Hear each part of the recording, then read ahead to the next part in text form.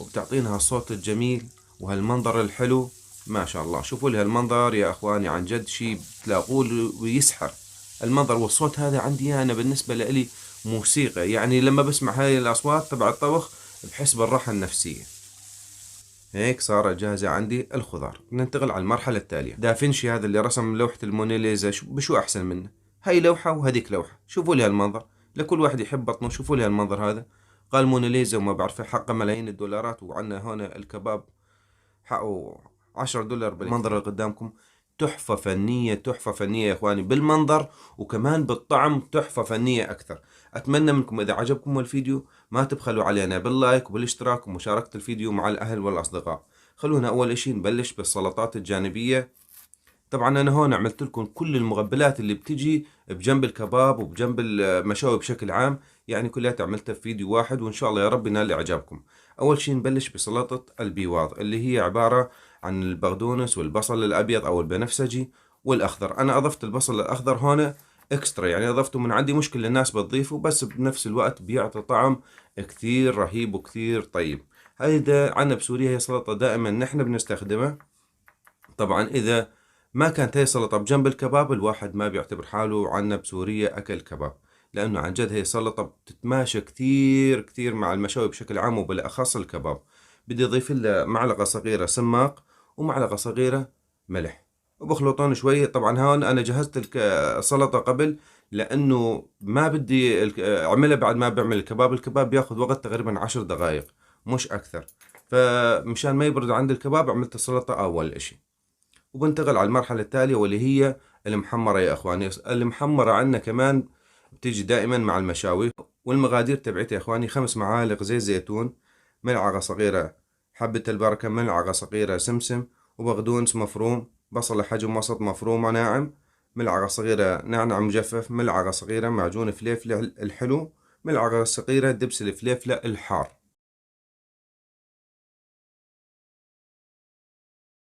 هاي التتبيلة بشكل عام تنعمل للمحمرة. طبعا في ناس كثيرة بتحب تضيف لها إضافات ثانية أو بتحب تقلل من الإضافات اللي أنا حطيتها، لكن أنا الصراحة حبيت أقدم لكم إياها بنفس الطريقة اللي نحن نعملها بالبيت وصار لنا سنين طويلة وبتطلع كثير طيبة. بنصحكم تجربوها بهي الطريقة وبهي المواصفات اللي أنا أضفتها، ما زيدوا عليها ولا تنقصوا ولا شيء. طبعا أنا هون ما أضفت ملح لأنه دبس الفليفلة في من نسبة ملح منيح. هون بإمكاننا كمان نحتفظ فيها بالبراد لمدة أسبوع، نحطها بقلب علبة ونحتفظ فيها. يعني إذا زاد عندنا شوي من الكمية بإمكاننا نحتفظ فيها بقلب البراد ونستخدمها من مدة أسبوع ل10 أيام كحد أقصى، وكمان بتظل محافظة على جودتها وطعمتها. وهون في عندي كيلو لحمة، بدي أضيف اللحمة بس بصلة واحدة حجم كبير مثل ما انكم شايفين. بدي برشها على البراشة اليدوية هي، أو بإمكانكم تفرموها فرم بالسكين حسب الرغبة. وبالنسبة للبهارات بدي أضيف له معلقة وسط 7 بهارات أو معلقة وسط فلفل أسود ورشة ملح، تقريبا شي معلقة وسط ملح. الملح دائما حسب الرغبة. أهم أشي تدعكوها كثير منيح. وبالنسبة للحمة أنا هون في عندي 25% لحمة غنم مدهنة و75% لحمة بقر. ما في داعي تضيفوا له كثير بهارات يا اخواني، لانه الصراحة بالنهاية اللي راح تحكم هي ان جودة اللحمة. اذا كانت جودة اللحمة كثير منيحة هي اللي راح تعطي الطعم الطيب. وملاحظة ثانية يا اخواني، اهم اشي لما تفرموا اللحمة افرموها وجه واحد على الخشن، ما تفرموها وجهين ثلاثة. مثل ما قلت لكم ملاحظتين مهمات: اهم شي 25% لحمة غنم، 75% لحمة بقر. وهاي سر النجاح المضبوط لما بدكم تعملوا الكباب بالمغلاية. وطريقة التشكيل بسيطة كثير، مثل ما كنتم شايفين بجيب أي أداة وبصير شكل عليها بهي الطريقة الكباب. أمره بسيط كثير.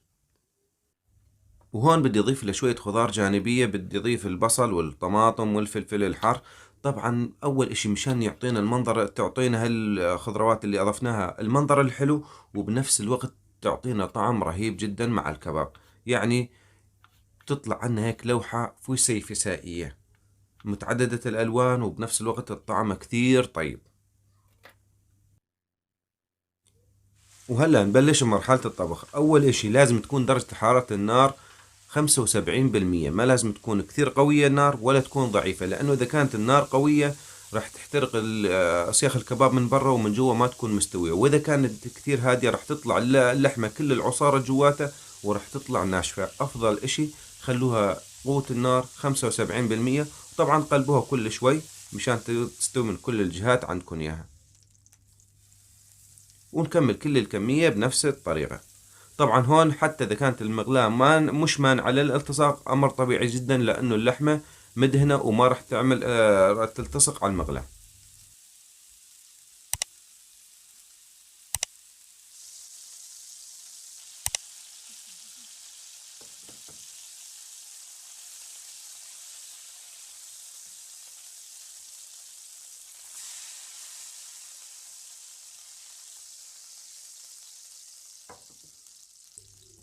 وهلا بعد ما خلصت عندي كمية الكباب كلياتها، بدي اضيف اول اشي البصل على الدهنة اللي نزلت من الكباب، وبنفس الوقت التتبيلة الرهيبة. هاي تتبيلتها كثير بسيطة، مثل ما قلت لكم هي عبارة عن بصلة وشوية بهارات، 7 بهارات مش اكثر. بس اهم اشي جودة اللحمة هي اللي بتحكم بالنهاية، هي اللي بتتكلم. يعني اذا ضفتوا كثير بهارات رح تاكلوا الكباب بس بنكهة البهارات. وبدي ارجع كمان اضيف لي الفليفلة. طبعا بتاخذ وقت تقريبا شي دقيقتين 3 كل مكون مع بعض، واخر شي بضيف الطماطم، وبتعطينا هالصوت الجميل وهالمنظر الحلو. ما شاء الله، شوفوا لي هالمنظر يا اخواني، عن جد شي بتلاقوه ويسحر. المنظر والصوت هذا عندي انا بالنسبة لي موسيقى. يعني لما بسمع هاي الاصوات تبع الطبخ بحس بالراحة النفسية. ما بعرف اذا في حدا مثلي كمان يكتب لي رأيه بالتعليقات.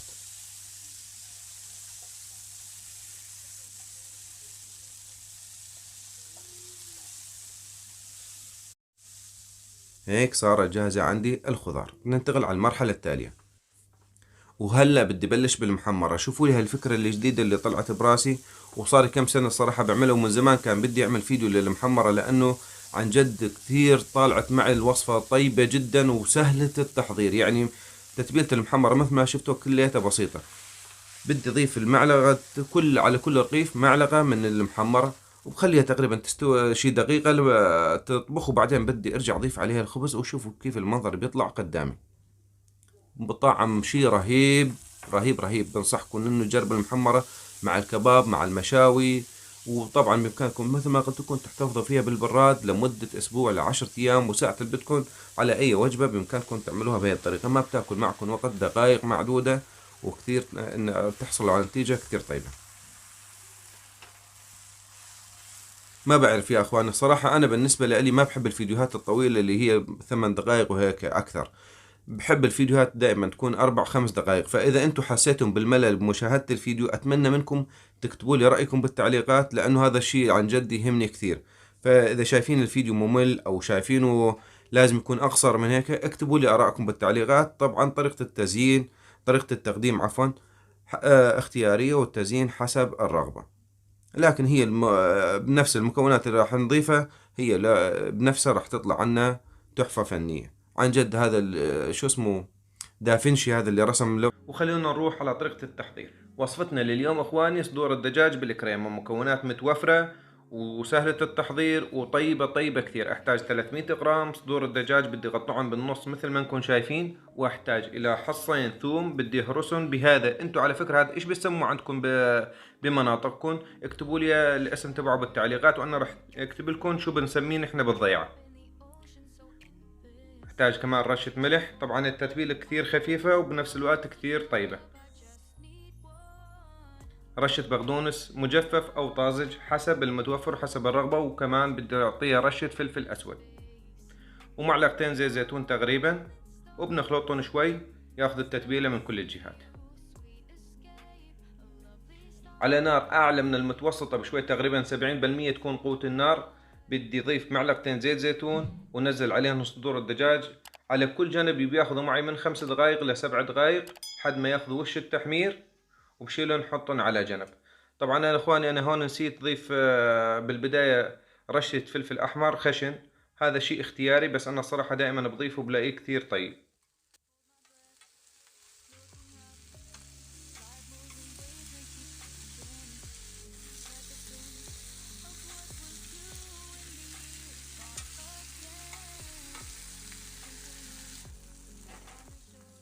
وهيك بعد ما استوى عندي صدور الدجاج بدي شيلهم نحطهم على جنب، ونزل محلهم معلقة زبدة. حد ما تذوب الزبدة بدي أضيف عليها معلقة طحين وبحركها شوي مشان يتحمص الطحين وتختفي نكهته تماما. وبعدين بدي أرجع ضيف عليه الحليب الدافئ تدريجيا وبحرك بشكل مستمر بدون توقف حد ما يذوب حبيبات الطحين وما يظل فيه عندي أي تكتلات.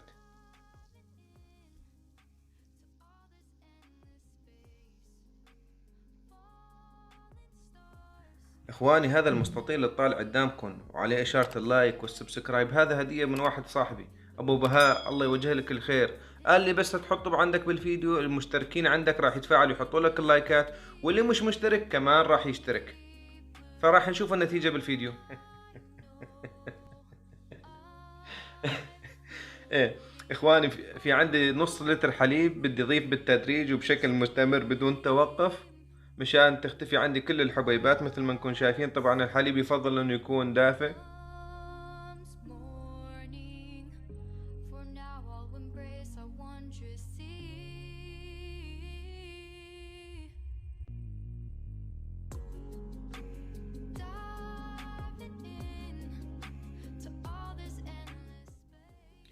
وبدي اضيف له شوية ورق سبانغ. ورق سبانغ اللي عندي هذا ما بياخذ وقت طويل كثير بالطبخ، يعني دقيقتين ثلاث يكون جاهز. اذا ورق سبانغ اللي عندكم يا بياخذ وقت اكثر يفضل تسلقوه على جنب 50% وترجع تضيفوه على هي الطبخ. طبعا اضافة ورق سبانغ الصراحة اختياري، لكن انا الصراحة بلاقيه بيعطي طعم كثير طيب لهي الطبخة. وبدي اضيف له شريحة جبنة، طبعا اي نوع جبنة عندكم اياها بيمشي حالته، طبعا اهم شيء الجبنة اللي بتكون تذوب.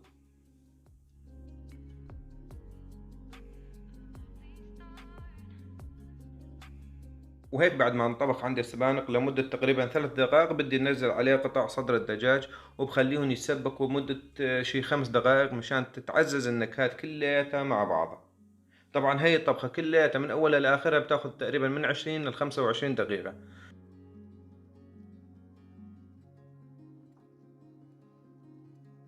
وبالنهاية هيك بدي أعطيها رشة فلفل أحمر خشن، بيعطيها هيك جمالية وكمان يعطيها لذعة حر.